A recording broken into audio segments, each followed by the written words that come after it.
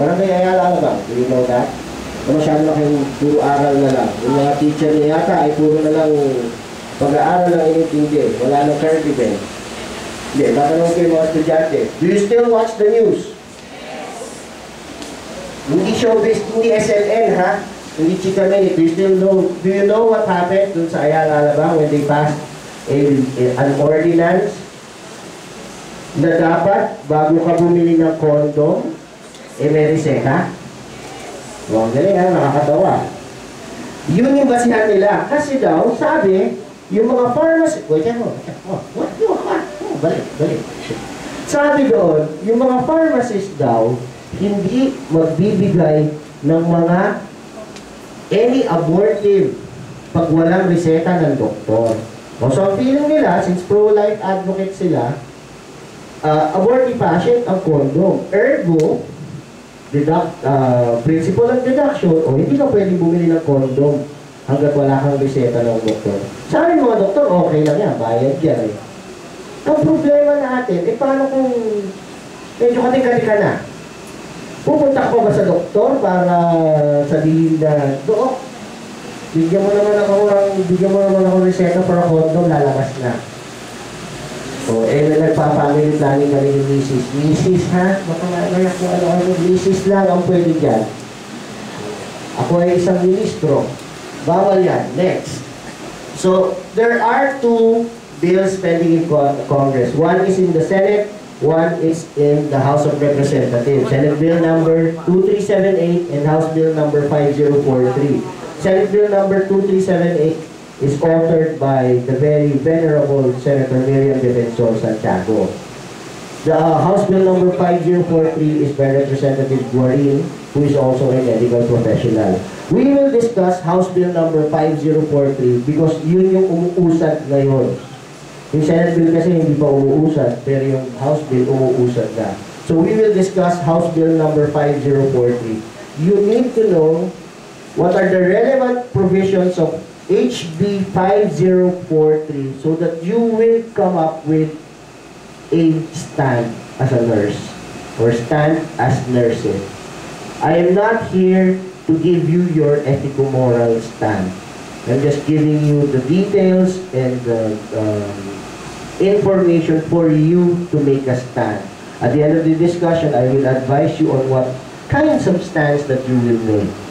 So ano ang nakalagay sa guiding principles? Promotion of reproductive health. No bias for modern and natural methods of family planning. Diyan pala ang kontra na ang simbahang Katoliko and other churches. Because they only advocate natural family planning method. Dito lahat. Freedom of choice. Yun ang sinasabi ng mga pro-choice individuals. Sa pro-life naman sinasabi, why will we advocate something that we feel is causing the death of the unborn? So diyan pala problema na tayo. Next. Well, ganda. Ang bilis ko, parang gusto na lang matapos. Hindi, okay na. Sige na. While the number and spacing of children are left to the sound judgment of parents and couples based on their personal conviction and religious belief, such concerned parents and couples, including unmarried, should be afforded free and full access.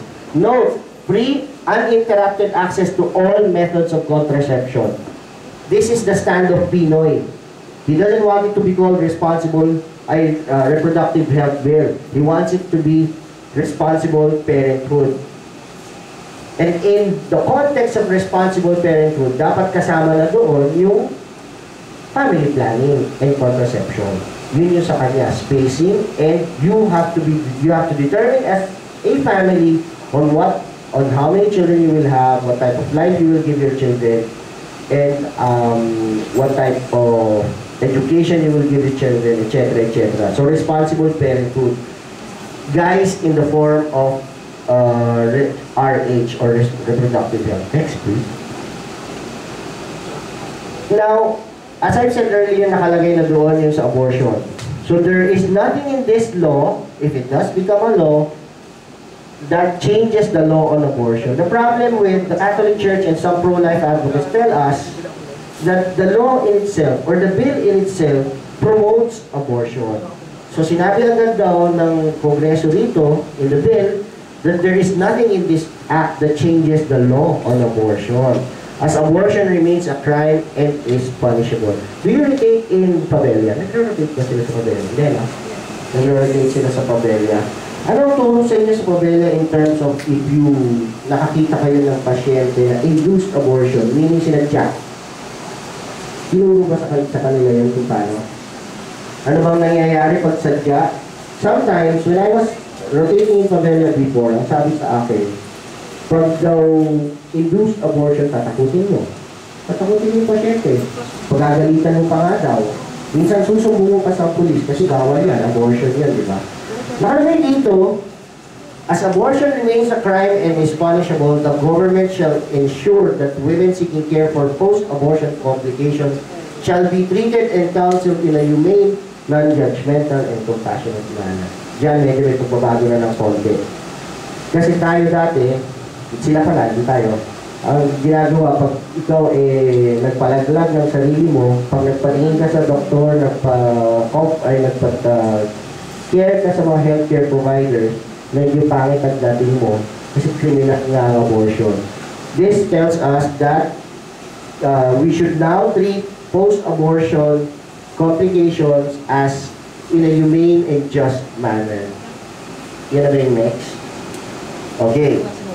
Now, one of the contentions of the RH bill as well is free and full access. Yun na nga. Throughout this RH bill, laging yun na nakalagay. Free and full access to a full range of methods, techniques, supplies, and services that contribute to reproductive and sexual health. Next, please. Ang importante dito is there has to be a definition on what are the legal contraceptive or family planning method. Yun ang isa sa mga contentious material. There is something that shocked me in this bill kasi nag-specify sila without any public hearing. Hindi man lang tayo tinawag, hindi man lang tayo kinausap. Nag-specify sila. Well, right now, nagtatanong naman sila, nagtatanong kung ano mga dapat na mga contraceptives na legal at hindi. For the benefit of nurses and healthcare providers, if this does become a law, ito yung mga reproductive healthcare, siguro kasama na po sa training ng mga estudyante for MCH, maternal and child health, which is actually part already of their curriculum. The elements of reproductive healthcare include the following. O, basahin nyo na lang. Maternal and child health, promotion of breastfeeding, etc. Next, please. Kasama na dyan ang prevention and management of reproductive tract infections, HIV, and other STIs. We no longer call it STD. The politically correct term is sexually transmitted infections or illnesses. Elimination of violence against women. When I lectured in Arellana 2 years ago, I mentioned about RA 9262. Read on it because there are provisions in RA 9262, which is the Act Against Violence, the protection of women and children against violence. It's actually the one used in the Haydenco case. When na-absuelto si Haydenco. Yun yung mga pag-ginugulpit ng mga asawa nyo, mga boyfriend nyo, mga superior nyo in authority. There are protections there. And there are requirements and responsibilities also for nurses, doctors, and other healthcare providers. So basahin yun. Kasi kasama na yun sa reproductive healthcare. Education and counseling. Tayo ang mag-i-educate. Mag-i-educate tayo ng mga barangay health workers, mag-i-educate ng barangay health workers sa mga couples. Pero tayo rin sa mga private practices natin, and if you do become public nurses or government nurses, requirements yun. That you have to know reproductive health care as defined by the law or as defined by this bill, and know how to teach it.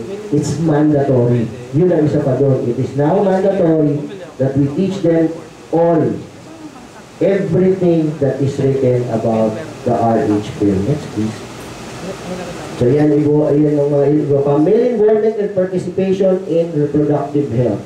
Okay? Reproductive health education for the youth. Mamaya malalaman ninyo kung paano na ang pagtuturo ng sex ed sa mga bata. Next, please. Ito yung sinasabi ko.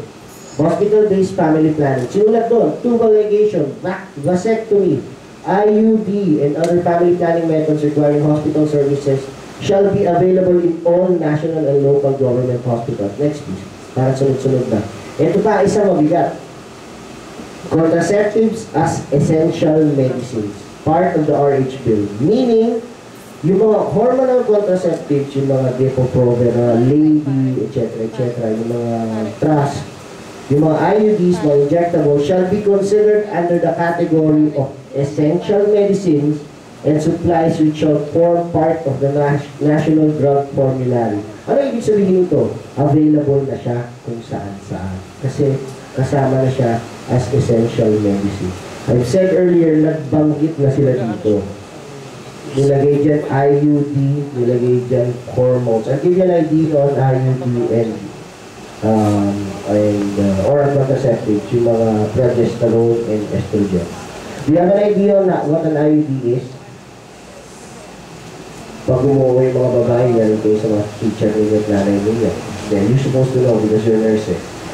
IUD, yun sir, there is still a controversial debate on what the mechanism of action of an IUD is. Ang IUD yung kinakabit para hindi magbuntis. Sabi nila, ang mechanism of action daw ng IUD is to prevent the union of the egg and the sperm. Sabi pa ng iba that the mechanism of action of the IUD is to prevent implantation. Ibig sabihin para hindi nikit yung bata doon sa stress ng nanay. Kasi at the end of the embryonic period, didikit yan dyan para doon na siya mag-nurture. If you remember your anatomy and if you remember your physiology sa maternal and child health, pag nagdikit na yung egg and sperm, aakyat yan sa tube, pupunta yan papunta sa uterus. Tama. It will take you a couple of, up to the 9th week. Tama. So pagdating doon, didikit na yan sa uterus, embryonic period na yun, it's now considered a fetus. Kaya sinasabi nila, doon pa lang nagiging tao at the 9th week. So prior to that, it's legal abortion, sabi nila. Yung sabi naman ng iba, pag nagdikit na yan, yun na yun. Yung IUD, ang sinasabi ng mga pro-choice is implantation naman ang kanyang sinisira. Ang sinasabi ng pro-life, fertilization pa lang sinisira niya na. So, ergo, it is supposed to be considered as